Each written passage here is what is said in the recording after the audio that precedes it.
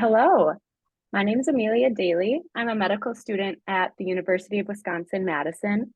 I'm working with Wisconsin Voices for Recovery, and they do Saturday night recovery interviews where we talk with someone that's gone through the process of recovery for substance use. And so today I'm here with Tonya. I would like her to introduce herself and start by giving, an overview of her story. My name's Tonya Thurkelson. I used since I was 14 years old, up until I was about 28, so about 15 years. Um, a whole range of things. And I'm a year and 2 months sober now. Yeah, All right, that's awesome. Um, can you tell me about what your life looked like before you started your recovery journey? sure. Um, well, I was homeless for a majority of it. Pretty much lost all my support systems. My family backed off. My boyfriend at the time also broke up with me. I was kind of out of control, wasn't home a whole lot. Um, so I lived in my car for a majority of it until I crashed it later on, and then was living hotel to hotel and selling drugs to kind of get by. And I just kind of my life just totally consumed with those um people that used, and I yeah. Okay. Yeah. And then what was your motivation for, starting your recovery journey? Well, to be honest, right from the beginning I did go to jail, and that sort of um definitely changed the way I felt about everything. I think that isolation time really just kind of I realized everything that was going on, like I wasn't in that smog anymore. So that really changed my perspective on like what I was doing with my life. Okay. Yeah. And then can you tell me about, what the recovery process looked like for you? Um, I started off with a substance use diversion program and eventually got into therapy. I also got into school back to get my HSED.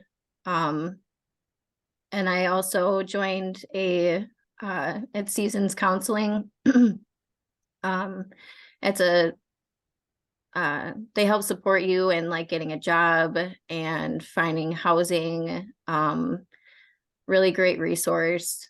So really kind of getting out in the community, finding those resources were huge on my start, and just kind of surrounding myself with people that had best interest in mind for me, that in the path that I was going to go. Yeah, that's incredible. Do you mind going into some of like the highs and lows of your recovery journey? And, if you had lows, how you were able to get back on track with your recovery? I think the hardest part was leaving those friends behind that I used with. That was the hardest part. And just kind of having to say goodbye to those people that, I was close with, that, really, and it wasn't just that we had using, that we used, that we had in common. It was, each of us had a story, and we were all kind of in shambles in a way. So it kind of brought us all together, and to kind of leave those people behind I felt wrong in the beginning. But eventually, I mean, really realizing that I had to do it for myself, and with the things that I wanted, I had to go off my own path. Um, really, uh, yeah, it, Yeah. So yeah, definitely. I can see how, that would be a struggle. That was a long period of your life. And developed, I'm sure, some pretty strong relationships during that time. So kind of moving away from that must have been a challenge for you. Yeah. What kind of supports did you have to kind of help you with those, struggles of leaving some of your old friends behind? Um, I eventually got into a relationship, somebody that never used, getting that support system in place was huge. And then obviously like my family seeing that I was trying to get my life back on track. So they slowly started to accept me back in. And that was a huge deal, just knowing that I had people around and really just getting a team of people like my therapist and a counselor and setting up those support systems really helped me stay on the right track. That's awesome. Um, what does your life look like now that you're in recovery? Um, Now I have my own place. I live with my boyfriend. I also have my kids back in my life.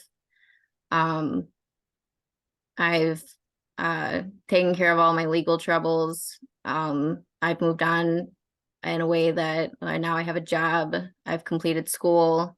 I'm looking at college. Um, so really, and just totally leaving that lifestyle behind, um, to where I'm not a part of it anymore in any way. No friends, no, um, yeah. I mean, it's kind of isolating in a way, but doing it for yourself makes a difference when you know you're doing the right thing. Yeah, yeah, that makes a lot of sense. Um, so a lot of people know that recovery is a lifelong journey. Um, what struggles are you still facing today? The isolation, Okay. definitely. Yeah. All right. And then why do you think it's important that you share your story with us today? Um, I think everybody's story matters to somebody. I mean, we all kind of, I mean, none of our stories are the same, but we all are coming from the same place. And I think seeing people come out of it makes a difference. It gives people hope and yeah. Yeah, did you use any stories of, people that struggled with substance abuse um for your recovery? Was that motivating for you? Yeah, definitely. And groups, going to groups and talking with other people and, listening to other people has helped. Yeah. Yeah, that's incredible.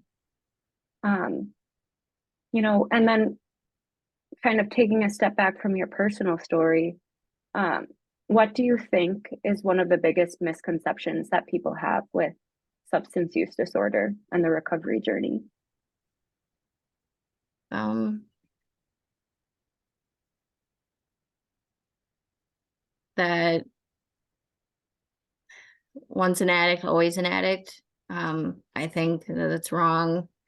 I think people really can change. It just takes, finding the right path.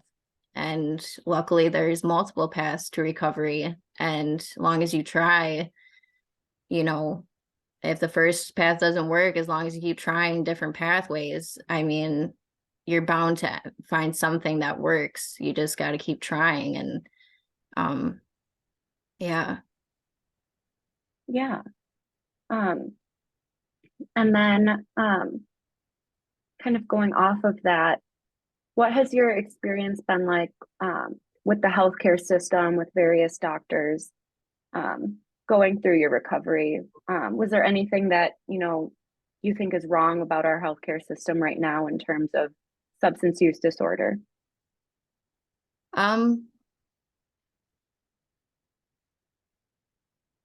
the only thing that I struggled with when I did medicated assisted treatment was really finding a doctor that could make me comfortable um with some of the methods.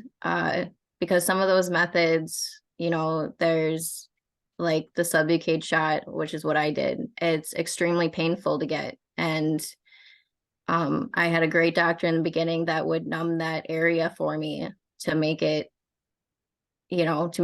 so it wasn't a terrible experience. And I think that when you find a doctor that just wants you in and out and doesn't care about how comfortable you are, it it sucks. Yeah, yeah, that makes a lot of sense. Thank you for sharing that. As someone who's going into the medical profession, it's always good to hear what we can do to be better. Yeah. I know you touched on some of the community programs that you had worked with during your recovery, but could you go a little bit more in detail into them and what they all entailed for you? Um, the SUDS program, the substance use diversion program, was a diversion program for my charges that I got. It helped uh it helped so I didn't have to sit a long length of time. It made it possible for me to kind of prove myself outside of, jail. Um, and uh, Therapy was huge on just dealing with my mental health.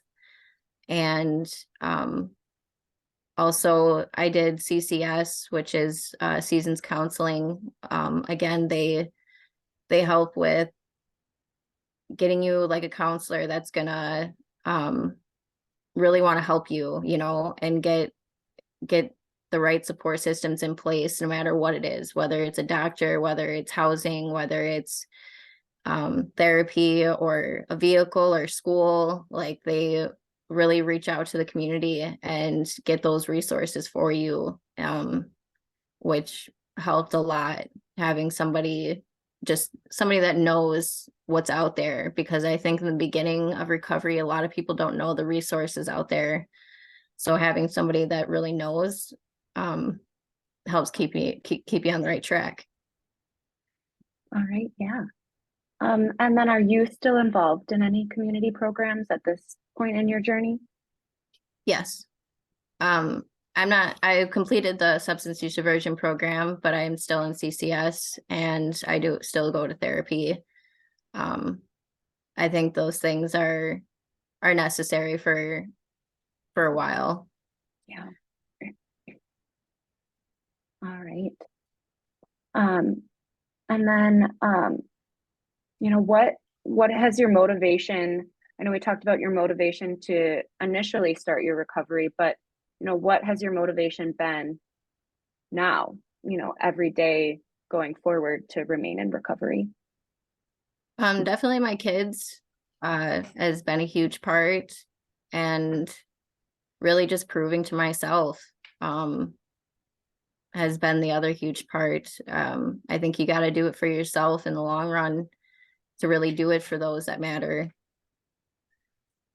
Yeah. and just having goals.